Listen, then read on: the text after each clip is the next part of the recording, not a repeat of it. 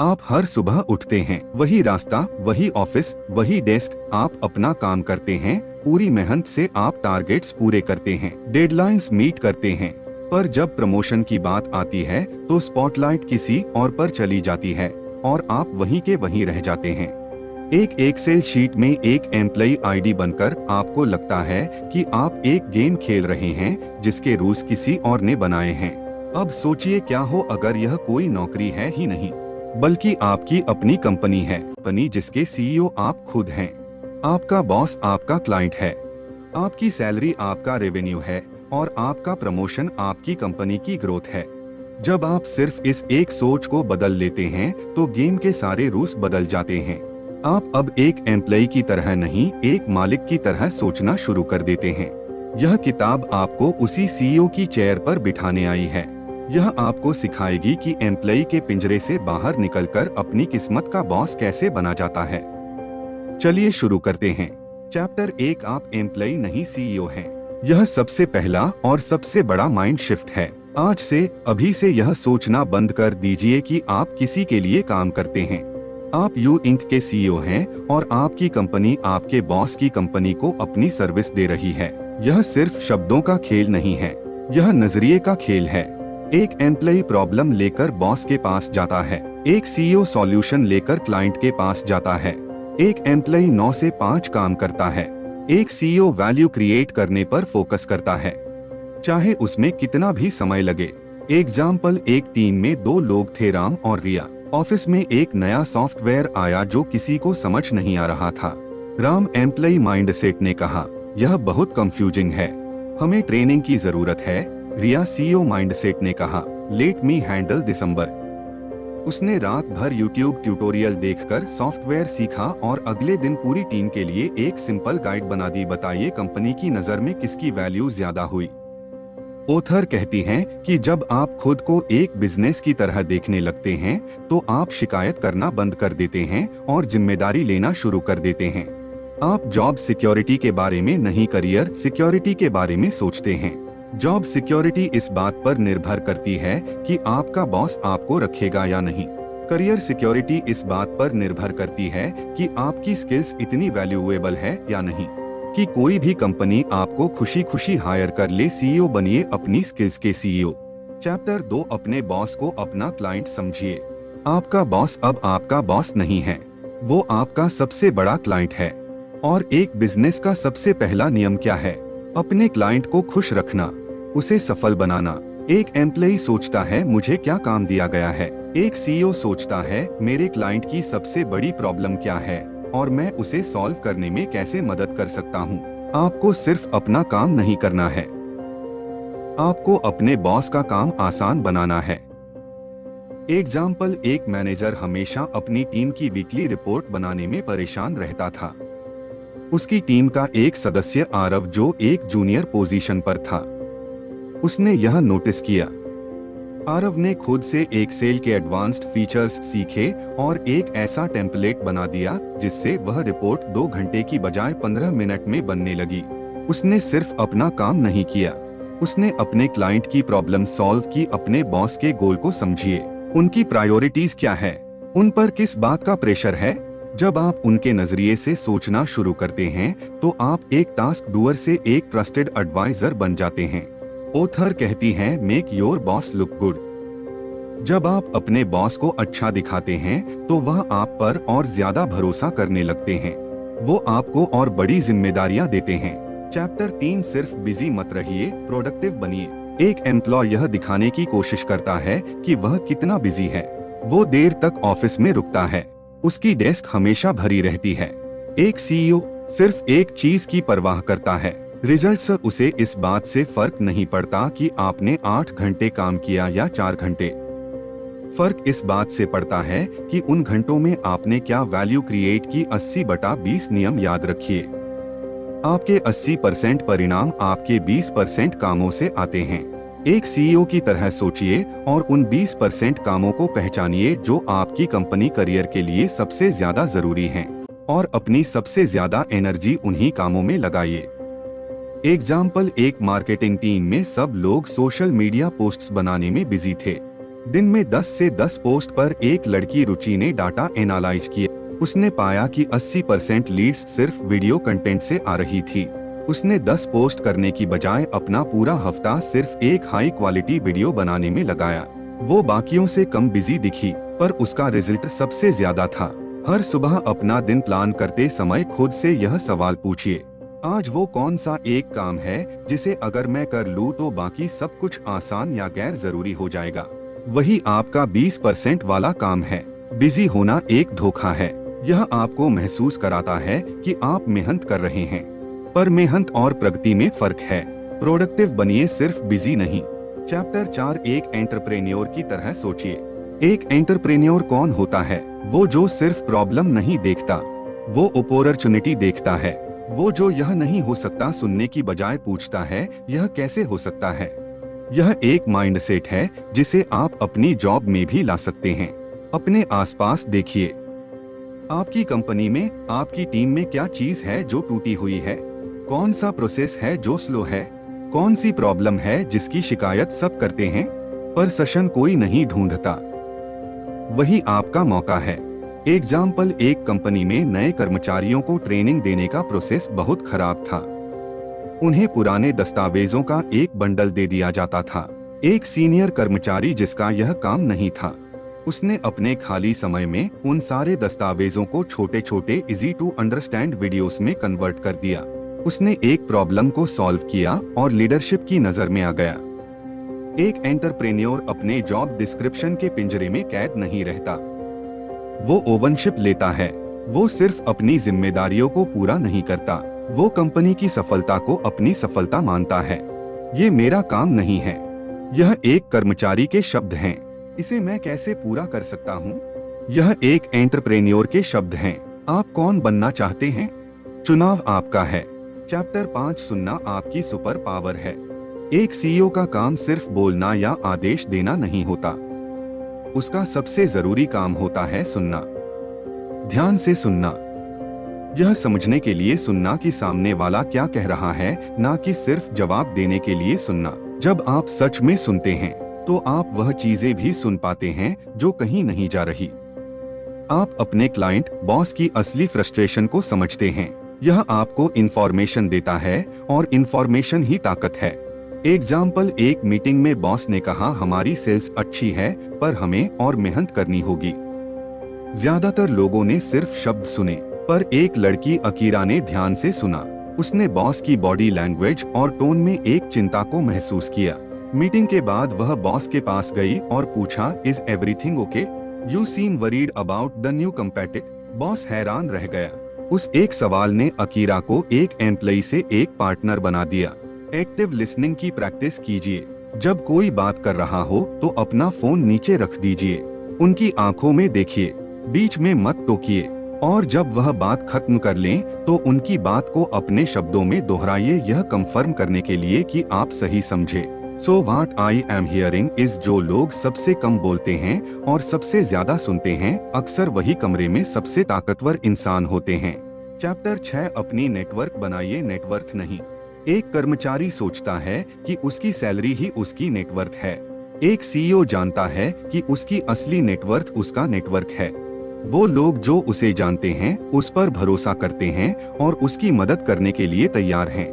आप अपनी कंपनी में सिर्फ अपने डिपार्टमेंट के लोगों को ही मत जानिए, दूसरे डिपार्टमेंट्स के लोगों से भी रिश्ते बनाइए। फाइनेंस वाले से, एचआर वाले से, आईटी वाले से आपको कभी नहीं पता कि आपको कब किसकी मदद की जरूरत पड़ जाए। एग्जाम्पल, एक मार्केटिंग डिपार्टमेंट को एक प्रोजेक्ट के लिए अर्जेंट बजट अप्रूवल चाहिए था। सब परेशान थे कि फाइनेंस डिपार्टमेंट बहुत समय लगाएगा, पर टीम की एक लड़की अक्सर लंच में फाइनेंस टीम के एक लड़की के साथ बैठती थी। उसने सिर्फ एक फोन किया और काम 1 घंटे में हो गया। उसके नेटवर्क ने वो कर दिखाया जो हायरार्की नहीं कर सकती थी। नेटवर्किंग का मतलब मतलबी होना नहीं है, इसका मतलब है रिश्ते बनाना। यह सिर्फ लेने के बारे में नहीं है, यह देने के बारे में भी है। लोगों की मदद कीजिए बिना किसी उम्मीद के। जब आप दूसरों को सफल होने में मदद करते हैं तो वह भी आपको सफल होने में मदद करना चाहते हैं। चैप्टर 7, हमेशा सीखते रहिए। एक एम्प्लॉय की स्किल्स समय के साथ पुरानी हो जाती हैं। एक सीईओ अपनी स्किल्स को हर रोज अपडेट करता है। वो जानता है कि जिस दिन उसने सीखना बंद कर दिया उसी दिन उसकी कंपनी डूबना शुरू हो जाएगी। आज की दुनिया में आपकी कॉलेज डिग्री की वैल्यू हर साल कम होती जा रही है। जरूरी यह नहीं है कि आप क्या जानते हैं, जरूरी यह है कि आप कितनी तेजी से नई चीजें सीख सकते हैं। एग्जाम्पल, एक 49 साल के अकाउंट मैनेजर ने देखा कि उसकी इंडस्ट्री में आर्टिफिशियल इंटेलिजेंस एआई तेजी से आ रहा है। वो डर सकता था कि उसकी जॉब चली जाएगी, पर उसने एक सीईओ की तरह सोचा। उसने ऑनलाइन कोर्स लेकर खुद को एआई और डाटा एनालिटिक्स में ट्रेन करना शुरू किया। 1 साल बाद जब उसकी कंपनी में एआई इम्प्लीमेंट हुआ तो उसे फायर करने की बजाय उसे उस नए डिपार्टमेंट का हेड बना दिया गया। उसने खुद को फ्यूचर प्रूफ बना लिया था। अपनी इंडस्ट्री के ट्रेंड्स पर नजर रखिए। हर हफ्ते कुछ घंटे नई स्किल्स सीखने में लगाइए। किताबें पढ़िए, पॉडकास्ट सुनिए, ऑनलाइन कोर्स लीजिए। अपनी कंपनी के रिसर्च एंड डेवलपमेंट R&D विभाग में इन्वेस्ट कीजिए। आपका दिमाग आपकी सबसे बड़ी एसेट है। उसे तेज और रेलेवेंट बनाए रखना आपकी सबसे बड़ी जिम्मेदारी है। चैप्टर 8, अपनी ब्रांड स्टोरी लिखिए। आप सिर्फ एक इंसान नहीं हैं, आप एक ब्रांड हैं। ब्रांड यू और हर ब्रांड की एक कहानी होती है। आपकी प्रोफेशनल स्टोरी क्या है? जब लोग आपके बारे में सोचते हैं तो उनके दिमाग में क्या शब्द आते हैं? एक कर्मचारी इंतजार करता है कि उसका बॉस उसके परफॉर्मेंस रिव्यू में उसकी कहानी लिखेगा। एक सीईओ अपनी कहानी खुद लिखता है और फिर उसे जीता है। आपको कंट्रोल करना होगा कि लोग आपको कैसे देखते हैं। एग्जाम्पल, एक लड़का था जिसे सब द क्विट IT गाय के नाम से जानते थे। वो अपना काम बहुत अच्छे से करता था पर कोई उसे नोटिस नहीं करता था। उसने अपनी ब्रांड स्टोरी बदलने का फैसला किया। वो the IT guy who solves business problems बनना चाहता था। उसने कंपनी की बिजनेस मीटिंग्स में जाना शुरू किया और IT के सॉल्यूशंस को बिजनेस की भाषा में समझाना शुरू किया। धीरे धीरे लोग उसे सिर्फ IT सपोर्ट के लिए नहीं, स्ट्रेटेजिक एडवाइस के लिए बुलाने लगे। खुद से पूछिए, मैं किस चीज के लिए जाना चाहता हूँ? मेरी यूनिक स्ट्रेंथ्स क्या है? मैं दूसरों से अलग कैसे हूँ? इन सवालों के जवाब आपकी ब्रांड स्टोरी के चैप्टर हैं। अपने लिंक्डइन प्रोफाइल को, अपने रिज्यूमे को और आप मीटिंग्स में खुद को कैसे इंट्रोड्यूस करते हैं, सब कुछ अपनी इस ब्रांड स्टोरी के साथ अलाइन कीजिए। अपनी कहानी को कंट्रोल कीजिए, वरना कोई और उसे आपके लिए लिख देगा। चैप्टर 9, असफलता से मत डरिए। एक कर्मचारी असफलता से डरता है। उसे डर होता है कि गलती करने पर उसकी जॉब चली जाएगी। एक एंटरप्रेन्योर असफलता को लर्निंग का हिस्सा मानता है। वह जानता है कि अगर वह फेल नहीं हो रहा तो इसका मतलब है कि वह कुछ नया ट्राई ही नहीं कर रहा। आपको भी यही माइंडसेट अपनाना है। कैलकुलेटेड रिस्क लीजिए, अपने कंफर्ट जोन से बाहर निकलिए। अगर आप हमेशा सिर्फ वही काम करते रहेंगे जो आप जानते हैं तो आप कभी ग्रो नहीं करेंगे। एग्जाम्पल, एक कंपनी ने अपने कर्मचारियों को प्रोत्साहित किया कि वह अपने 10% समय में किसी नए एक्सपेरिमेंटल प्रोजेक्ट पर काम कर सकते हैं। ज्यादातर एम्प्लॉइज ने कुछ नहीं किया।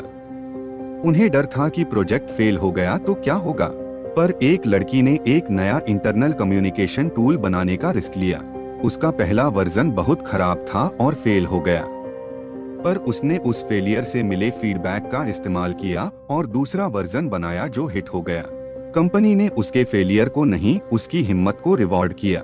ऑथर कहती हैं कि अपनी गलतियों को ओन कीजिए, उन्हें छिपाइए मत या किसी और पर मत डालिए।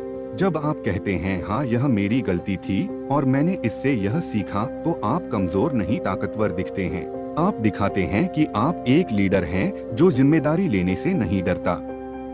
Chapter 10, the elevator pitch. अगर आप लिफ्ट में अपनी कंपनी के सीईओ के साथ अकेले हो और आपके पास सिर्फ 30 सेकंड हो खुद को और अपने आइडिया को पिच करने के लिए, तो आप क्या कहेंगे? इसे इलेक्टेटर पिच कहते हैं। एक कर्मचारी इस मौके पर घबरा जाएगा या चुप रह जाएगा। एक सीईओ इस मौके के लिए हमेशा तैयार रहता है। उसे पता होता है कि उसे खुद को और अपनी वैल्यू को कम से कम शब्दों में कैसे प्रेजेंट करना है। आपको भी अपने लिए एक एलिवेटर पिच तैयार रखनी चाहिए। यह 3 सवालों का जवाब देती है। 1. आप कौन हैं? आपका रोल। 2. आप क्या करते हैं? The value you create. 3. आप क्या चाहते हैं? आपका लक्ष्य या पूछें। एग्जाम्पल, एक जूनियर एनालिस्ट की elevator pitch. Good morning sir, मेरा नाम मोहित है। मैं मार्केटिंग एनालिटिक्स टीम में हूँ। मैं डाटा का इस्तेमाल करके यह पता लगाता हूँ कि हमारे कस्टमर्स क्या चाहते हैं ताकि हम बेहतर प्रोडक्ट्स बना सकें। मुझे लगता है कि हमारे नए प्रोडक्ट के लिए कस्टमर डाटा में एक बहुत बड़ी अपॉर्चुनिटी छिपी है और मैं उस पर 5 मिनट के लिए आपसे बात करना चाहूँगा। सिंपल, कॉन्फिडेंट और टू द पॉइंट। अपनी पिच को लिखिए, उसे प्रैक्टिस कीजिए, उसे तब तक रिफाइन कीजिए जब तक वह नेचुरल ना लगने लगे। मौके कभी भी कहीं भी आ सकते हैं। एक सीईओ हमेशा तैयार रहता है। चैप्टर 11, फीडबैक, कड़वी दवा जो आपको ठीक करती है। एक कर्मचारी फीडबैक, खासकर नेगेटिव फीडबैक से डरता है। उसे यह एक पर्सनल अटैक जैसा लगता है। एक सीईओ फीडबैक मांगता है। वह जानता है कि फीडबैक उसकी कंपनी को बेहतर बनाने के लिए सबसे जरूरी डाटा है। फीडबैक एक आईने की तरह है। वह आपको वह ब्लाइंड स्पॉट्स दिखाता है जो आप खुद नहीं देख सकते। बिना फीडबैक के ग्रोथ नामुमकिन है। आपको सक्रिय रूप से अपने बॉस, क्लाइंट्स से फीडबैक मांगना सीखना होगा। एग्जाम्पल, एक प्रोजेक्ट के बाद ज्यादातर लोग आगे बढ़ जाते हैं, पर एक लड़की सुनीता अपनी मैनेजर के पास गई और पूछा, इस प्रोजेक्ट में ऐसा क्या एक काम था जो मैं और बेहतर कर सकती थी, और ऐसी क्या एक चीज थी जो मैंने अच्छी की और मुझे करते रहना चाहिए। इन सिंपल सवालों ने उसे अपनी मैनेजर की नजर में एक स्टार परफॉर्मर बना दिया, क्योंकि वह सीखना और इम्प्रूव करना चाहती थी। जब आपको फीडबैक मिले तो डिफेंसिव मत होइए, उसे जस्टिफाई मत कीजिए। सिर्फ एक ही जवाब है, थैंक यू, धन्यवाद इस फीडबैक के लिए, मैं इस पर सोचूंगा। याद रखिए, फीडबैक आपके बारे में नहीं है, यह आपके परफॉर्मेंस के बारे में है। उसे पर्सनली मत लीजिए, उसे प्रोफेशनली इस्तेमाल कीजिए। चैप्टर 12, राजनीति को समझिए पर खेलिए मत। हर ऑफिस में राजनीति होती है, यह एक हकीकत है। कौन ताकतवर है, किसके अच्छे कनेक्शन हैं, कौन किसका दोस्त है। एक कर्मचारी या तो इस राजनीति से पूरी तरह दूर रहता है या उसमें बुरी तरह उलझ जाता है। दोनों ही रास्ते गलत हैं। एक सीईओ ऑफिस की राजनीति को समझता है पर उसे खेलता नहीं है। वो पॉलिटिकल नहीं बनता पर पॉलिटिकली अवेयर रहता है। उसे पता होता है कि असली फैसले कहाँ और कैसे लिए जाते हैं। एग्जाम्पल, एक कंपनी में 2 मैनेजर थे जो एक दूसरे को पसंद नहीं करते थे। एक लड़के को एक प्रोजेक्ट पर दोनों मैनेजर से अप्रूवल चाहिए था। वह जानता था कि अगर वह एक के पास पहले गया तो दूसरा नाराज हो जाएगा। उसने एम्प्लॉय की तरह काम नहीं किया, उसने एक सीईओ की तरह स्ट्रेटजी बनाई। उसने दोनों मैनेजर्स को एक ही मीटिंग में बुलाया और प्रोजेक्ट को ऐसे प्रेजेंट किया कि दोनों को लगे कि यह उनका आइडिया है। उसने पॉलिटिक्स को समझा और उसे कंपनी की भलाई के लिए इस्तेमाल किया। गॉसिप से दूर रहिए, किसी की पीठ पीछे बुराई मत कीजिए। अपना काम और अपने रिजल्ट्स को अपनी राजनीति बनाइए। जब आपका काम बोलता है तो आपको बोलने की जरूरत नहीं पड़ती, पर खामोश भी मत रहिए। अपने काम को विजिबल बनाइए। सही लोगों को सही समय पर अपनी अचीवमेंट्स के बारे में बताइए। इसे ब्रैगिंग नहीं, स्ट्रेटेजिक कम्युनिकेशन कहते हैं। चैप्टर 13, एक मेंटोर ढूंढिए। कोई भी सीईओ अकेले सफल नहीं होता, उसके पास एडवाइस और मेंटर्स का एक नेटवर्क होता है। वह लोग जो उस रास्ते पर पहले चल चुके हैं और जो उसे गलतियां करने से बचा सकते हैं। आपको भी अपने करियर के लिए एक मेंटर की जरूरत है। एक मेंटोर आपका बॉस नहीं होता, वो एक गाइड होता है। एग्जाम्पल, एक लड़का जो अपनी कंपनी में लीडरशिप रोल में जाना चाहता था। उसने कंपनी के एक उपाध्यक्ष को बहुत एडमायर करता था। उसने हिम्मत करके उन्हें एक ईमेल लिखा, सर, मैं आपके करियर जर्नी से बहुत इंस्पायर हूँ। क्या मैं आपके 15 मिनट बात कर सकता हूँ, सिर्फ यह समझने के लिए कि आपने यह सब कैसे हासिल किया। उस वीपी को यह अप्रोच इतना अच्छा लगा कि वह उस लड़के के अनफॉर्मल मेंटोर बन गए। उस मेंटर ने उसे वह अनराइटन रूल्स सिखाए जो किसी किताब में नहीं मिलते। मेंटोर ढूंढने के लिए सीधे जाकर यह मत कहिए, will you be my mentor. यह एक डेट पर विल यू मैरी मी पूछने जैसा है। रिश्ता बनाइए, सवाल पूछिए, उनकी एडवाइस लीजिए और उस एडवाइस पर एक्ट कीजिए। जब आप दिखाते हैं कि आप उनकी एडवाइस को वैल्यू करते हैं, तो वह खुद आप में निवेश करना चाहेंगे।